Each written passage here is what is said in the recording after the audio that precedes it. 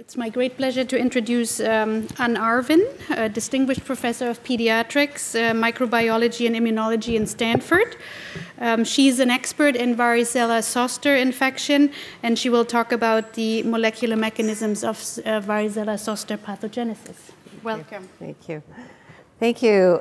It's really wonderful to have a chance to talk with you today about the work that's been going on in our lab now for quite some time on varicella-zoster virus. And the topic that I'm really going to specifically focus on today is the T-cell tropism of this virus.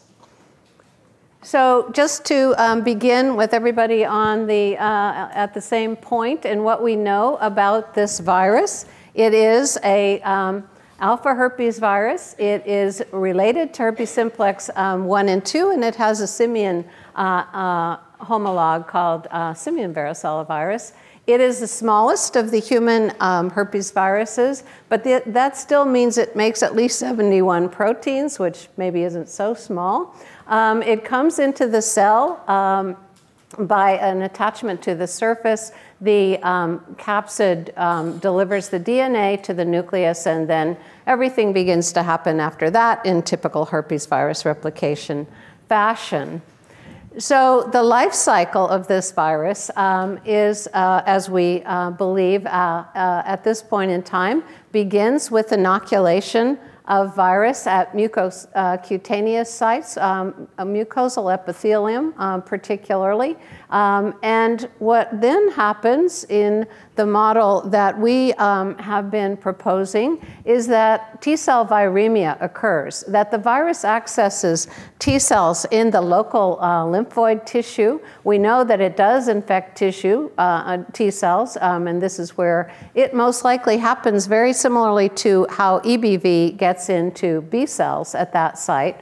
And we know that there is a viremia, which then delivers the virus to cutaneous sites of replication, and then you get chickenpox. At the same time, the virus can be delivered to the sensory ganglia, where it establishes latency in neurons, either by this hematogenous route or by ascending, as herpes simplex does, along axons. And that can then eventually, later on, lead to a reactivation, which results in herpes zoster.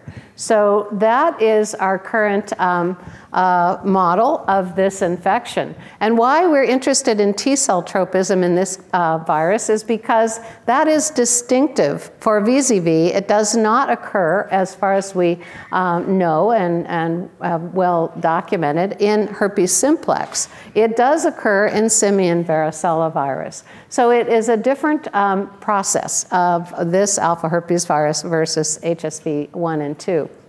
The other thing about VZV is that it is highly host restricted to the human host. And so because of that, we have developed a severe combined immunodeficiency mouse model. And in this model, we are able to put skin xenografts under the mouse skin, and then we can observe what happens when the virus infects the skin tissue in the absence of any adaptive immune response. So this is looking at what goes on if you inject human tonsil T cells that we infect in vitro into the mouse circulation. You get delivery of the virus to the skin xenograft, and you get the formation of a skin lesion, as well as a very intense local skin cell response, predominantly interferon alpha response. So here's some infected T cells. You can see they're productively infected. Lots of virions in the nucleus and budding into the cytoplasm. The virus infects the T cells without hampering their ability to migrate through the circulation. So that's important, obviously. And what we see in this system is the T cells get into the skin very quickly, but then you have this interferon response, and effectively it takes about 10 to 21 days until you get lesions at the surface of the skin. And that is what you see in human infection. If you observe kids that have been exposed to chickenpox, it's a 10 to 21 day incubation period. But it is not about what is going on, that the virus is kind of fooling around somewhere systemically. We believe it gets delivered directly to the skin, but it's the skin that is slowing things down. So here's a kind of higher level diagram of this process. The tonsils we think of as kind of smooth surface things. They're not. There are these deep tonsillar crypts. There are epithelial cells that line those, mucosal epithelium. The virus can get in and out across there and get ready access to the T cells, delivered into the circulation, and then eventually into the skin. We have studied at the level of single viral proteins what's important in the T cell tropism, and we do know that there are certain viral proteins, for example, one of the viral kinases that's very important for T cell tropism. But what I want to talk to you about today is a new approach to T cell tropism that was a study that was led by Nandini Sen in the lab, and which we have just is just in the process of publication. And so this approach is to try to deal with the challenges in investigating vis-a-vis T cell tropism. And I think these are analogous to studies of viral interactions with other host cells in other viral systems. And that begins with the fact that the host cell is highly heterogeneous in its differentiated state. These cells are always in an asynchronous state. In the case of T cells, of activation, deactivation. And we simply do not see those same conditions in a cell line, even transformed T cell. We don't see that diversity, which is what is going on when the virus is infecting the natural host. So we are also confronted with the fact that the characteristics of T cells that cause them to migrate to tissues and preferentially to skin doesn't amount to just a single marker. So it is a very complex set of surface markers that result in this outcome. So it's not one-off in terms of what the T cell phenotype is. And in fact, what we see is that those T cells that migrate to skin are typically effector cells. They have activation markers. At the same time, they have downregulation of a number of the surface proteins. So we have a situation where we have pathogenesis, but no single marker that we can see, well, okay, what's the virus doing to that marker? It's way more complicated. So the possible mechanisms that we considered in thinking about T cell tropism is that VZV could preferentially infect the population of T cells that already has all of these characteristics, or it could remodel those tonsil T cells to enhance or induce those characteristics. So for quite some time, we were happily believing this version of the story. Because when we take the T cells out of the skin xenograft, the prominent T cell type that we get back out is CD4 T cells that have these effector markers. And so, okay, fine, we'll just assume that the virus is preferentially infecting those cells. But what we found is that, in fact, we were totally wrong about that. And how we were able to show it is Nandini Sen's work, in which she studied vis-a-vis T cell tropism using single-cell mass cytometry. And so this is the tool that I want to emphasize today, because I think it does have broad applications for studies of viral tropism for cells. What is this technique? As you may know already, it is a technique that uses metal isotope labeled antibodies. These are metal isotopes that are not present in biological systems. So all those parts of the chart of the elements that we never, all of us in biology, paid attention to, that's what is being used here to tag antibodies. And so it's like a flow cytometry assay, but you have many, many different options for your tag if you're using these weird elements. And so, in fact, you can tag antibodies to detect more than 40 proteins in single cells, and the process is to do deep profiling with the CyTOF, which is the instrument that's used for this, and you can show the antibodies labeling with the elemental isotopes. The T cell goes past a sprayer, if you will, where that cell just gets pulverized and all those ions are released. And you get a readout where you have what's going on at the single cell level with tagging of all of these different proteins. You can look at about 100,000 cells in about 5-ish minutes and look at the entire set of markers that you're looking at. So the combinatorial changes you can look at then are way more so than you could with an ordinary flow cytometry. And in the experiments that I'll show you, we looked at 25 cell surface proteins. These are typical CD proteins of T cells known to be associated with activation and skin homing, and then also proteins that are involved in cell signaling, which you can also do with this, this method. So the approach is to take tonsil T cells, co-culture those T cells either with uninfected fibroblasts or with virus-infected fibroblasts, and in that process, then comparing all these 3 different populations by single-cell mass cytometry. What you're looking at in the output is the uninfected cells, as well as out of these cultures, bystander cells and the ones that are actively infected, which we could identify by including an antiviral protein with a metal isotope tag in our panel of antibody reagents. And what you end up with is a really huge amount of data. And so 10 to the 7th data points per experiment. And as I mentioned, this work is in press right now.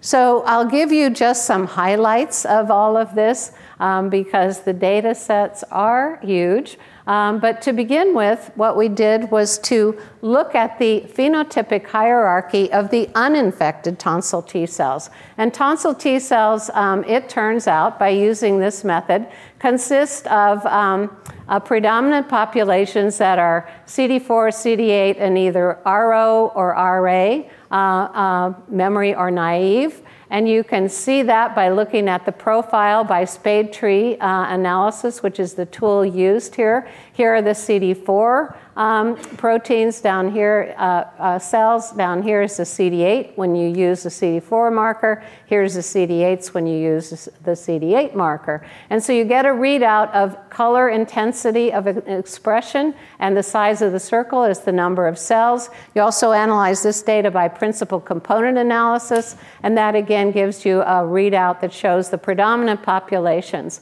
So over studying our different subjects, we found that in fact this distribution of tonsil T cells was very consistent, 12 subpopulations. If you count the dual positives, that's how you get 12 out of using these core markers. So the next question then is, what does VZV do to this phenotypic hierarchy? And what we saw immediately in this comparison, that red is uninfected, blue is bystander, and green is virus infected. You can see that there really is a new population of VZV positive cells. It overlaps a little bit with the CD4 positive cells, but when you look at the principal component analysis, you could easily see that it's a different population, distinct cluster. And when you look at the heat map that goes along with this data set, you can see that a whole group of proteins that are on the uninfected cells are gone from the infected cells. So what this shows us, looking at our surface proteins and then our panel of markers of other T cell surface markers, is that there was a dramatic change, and I'll show you what these proteins were in a minute. But the other thing that we noticed is that our bystander cells looked exactly like our uninfected T cells. So this is already a very interesting difference. We were just talking about HIV infection. If you were doing this, I predict, with HIV infected cells, you would see that the bystanders were also altered. But in this context, VZV is not doing anything that's creating a secondary cytokine activation of bystander cells. And that's important and probably has a lot to do with why it is not such a terribly pathogenic virus. In any case, there are the missing markers. And here's a summary then of looking at each of our panel of markers, what happened with those markers as individual markers on the VZV infected T cells. Increased expression, we saw CD69, CD49, integrins, and PD1, which were just also mentioned. We saw the decreased expression of these markers, which, if you remember the very earlier slide, these are the ones that need to disappear if a T cell is going to be preferentially homing to skin. So these variations or changes in proteins showed an enhanced expression on the memory T cell population, but they also showed induction on the naive T cell population. And so this is, again, the uninfected. You can see the profile. Bystander, it looks, all the colors and all the circles are the same size, same colors in all the distribution of the 12 subpopulations, whereas the VZV infected cells are quite noticeably different. So unless these changes were induced on naive cells, they would not be expected to go to skin, because naive cells, by definition, are kind of waiting to be activated. So the functional implications of these changes in VZV, on VZV T cells, first of all, if you have elevated CD69, PD1, and the memory marker, that's an activated cell with an effector phenotype. That effector phenotype means that that cell is going to be more likely to go to tissues, not necessarily skin, but has a tissue migratory phenotype, whereas then you add on the skin homing, where you see the increase in integrins, which we saw, and decrease in these markers is associated with skin homing. We also noticed that, in fact, the increased PD1, and we looked and saw a reduced CD3 epsilon, that is likely to impair that T cell from being an immune cell. So if the virus is trying to track to skin, it doesn't really want to be fooled into going and doing some immune response activity, one might think. And so, in fact, the viral infection does seem to impair that capacity of the T cells. I already mentioned that the bystander cells are unchanged, even though they were exposed to the VZV infected fibroblasts and to the infected T cells that were in that population. So this would tend to suggest that those changes on the surface of the T cell were a result that was triggered from within the infected T cell, not cytokine dependent or other mechanisms, secondary mechanisms. So these kinds of changes, the cytokine changes though, of course, that's what happens when a T cell is being activated. So these changes are independent of those known cytokine effects, but what comes out in the end is essentially a process that mimics the activation that would occur in an antigen-specific response of that T cell. So the T cell is just trying to do what it's supposed to do, and the virus comes along and all of this happens. So again, back to the question, now that we have this single cell CyTOF approach, we can look at the combinatorial changes on the surface of infected T cells. And again, back to our original question and why it is that we think what's really going on is this remodeling, not preferential infection. So again, back to our core proteins that define those tonsil T cells, the 13 other CD proteins that allow us to look at subpopulations, and then we can compare the phenotypically similar uninfected and virus-positive cells at a finer resolution. So here we have to use our imaginations and pretend that we are in a 13-dimensional space Not sure that I can quite do that, but maybe some of you can. Anyway, effectively, that's what the computer is doing for us, looking at the uninfected and the virus-positive cells within that complicated neighborhood. So to try and then get at the question of preferential infection versus remodeling with a statistical approach, what Nandini and colleagues did was to develop a new algorithm, which is based on a nearest neighbor analysis. And so a lot of using these tools, obviously, for those of us who chose biology because it didn't seem so math heavy, I think those days are over. In any case, what they developed was this two-step nearest neighbor analysis. It allows you to compare your virus-infected cell to all of the other cells that are in the population you're looking at, those 10 to the 7th cells. And you can see whether or not it is like any of the T cells that were there to begin with. And what you do then is a stepwise comparison of this cell to all the uninfected cells, then taking that cell and comparing it to all of its nearest neighbors in the uninfected population, and see whether or not that virus-positive cell is more like that cell, or whether that cell is more like all of its cohort of uninfected cells. And you can see by the length of the arrow here, what the math told us is that, in fact, these virus-infected cells were consistently more distant from every other of the uninfected cells in this huge population of T cells. And that is the basis statistically for saying that this is a remodeling event that goes on.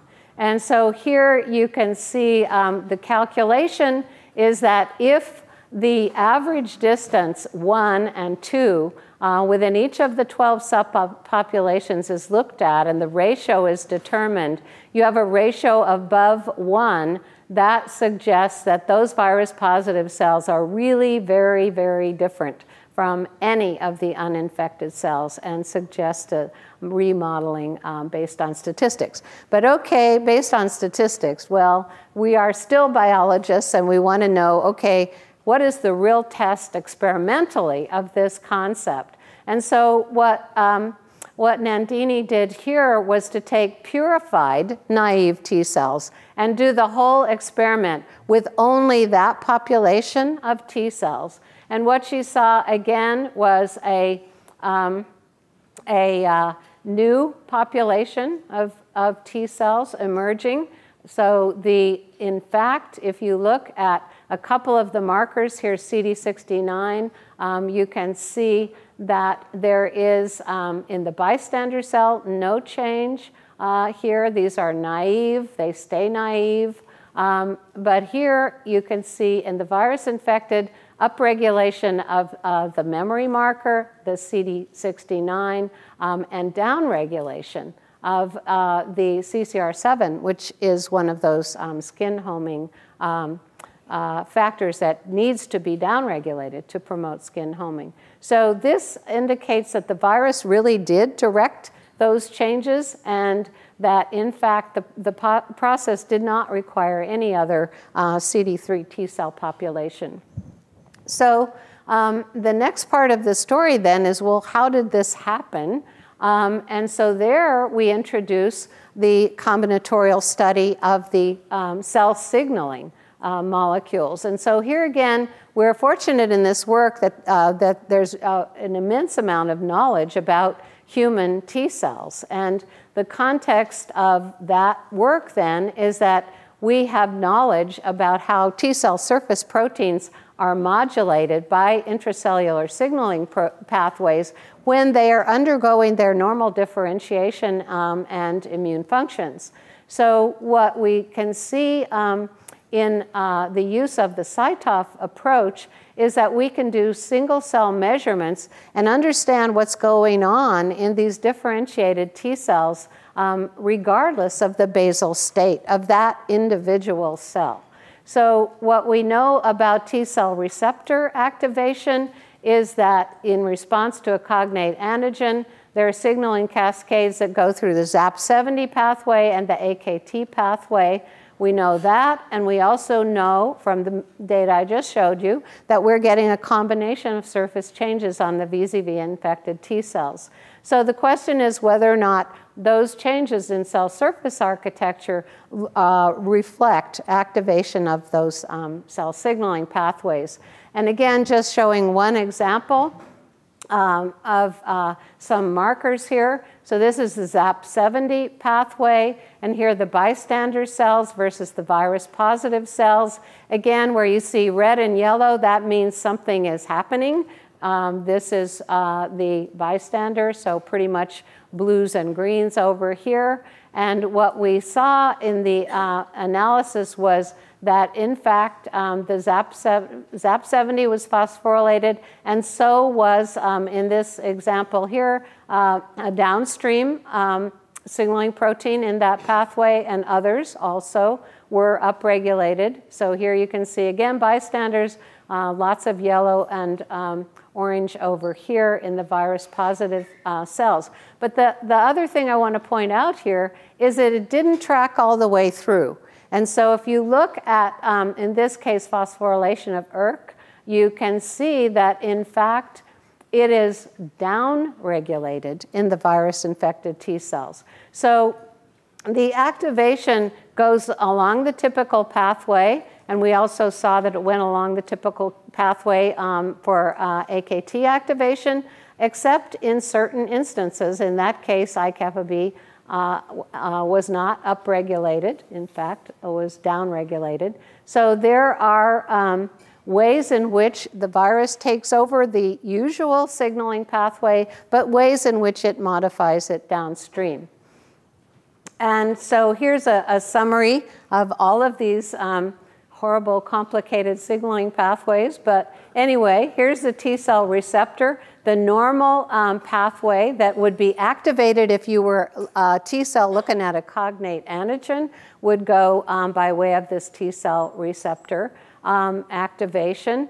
What we're looking at in the red circles is the uninfected cells, and the ones on the other side are the virus-infected cells. Again, the size of the circle and the color of the circle represents the fold increase. So this is just a mapping for you of what I just said in the other slide with this spade plots. The activation goes down through all of the expected downstream events, except in the case of ERK and IKB alpha. So the pathways are there. The virus is taking advantage of those typical pathways, but it's also modulating things. And the ERK of interest is, of course, very much involved in production of cytokines, and those are, many of them, antiviral. So it would not be particularly good for the virus to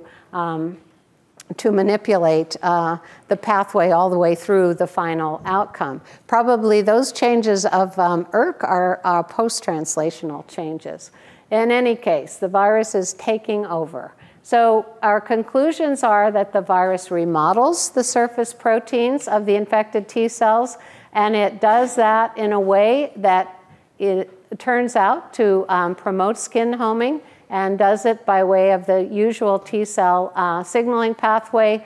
The T cell plasticity becomes what's used by the virus in order to take itself from a tonsil T cell to skin sites of replication, which is, of course, what has to happen if the virus is going to be transmitted. This goes on regardless of the basal phenotypic surface markers or the functional signaling state of the individual T cell. And so, in effect, it alters the T cell to either enhance or induce those properties. In a more broad context, what we would say about our experience with this multi-parameter single-cell mass cytometry is that you can look at virus-host cell interactions in a new way. And in our case, and probably in others, the data that you get will correct previous assumptions that were done with perfectly good methods for the time, but this is simply a much more powerful tool than we had before. This approach also lets you look at virus effects on target cells that have to occur in combination in order for pathogenesis to happen. So you're not looking at one viral protein, one cell protein. You're looking at the combinatorial changes that support pathogenesis. Now, how all of this works can be, of course, multiple mechanisms inside the cell. Some of the changes may occur because the cell is making an intrinsic response, of course, through the pattern recognition sensors. We know that our virus is bringing in viral proteins that are very potent regulators of cell gene expression, so that gets layered in to the outcome. And we know that the virus has kinases that can induce the post-translational effect. So it is all of these that undoubtedly work together to result in the changes that actually support the virus life cycle in that natural host.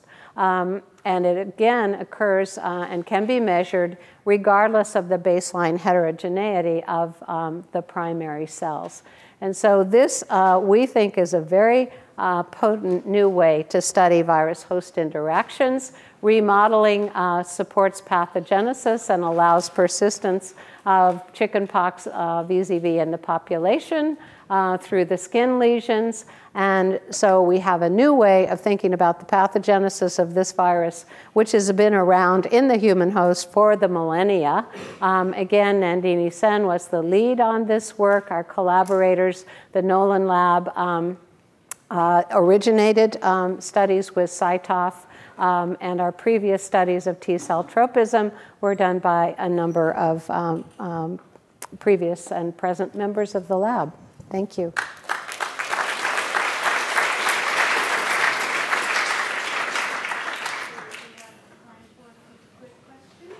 My question is at what time point the changes were measured and whether there is any chance to look at, early and late effects. Yeah, so we did.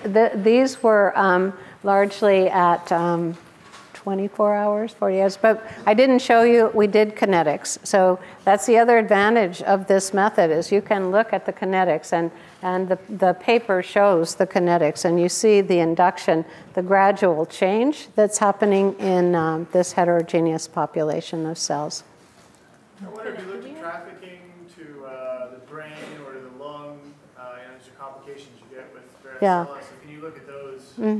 So the question is whether we've looked at trafficking to the brain or other lung, other places where this virus gets to, especially an immunocompromised host. In fact, we have used this model, the xenograft model, with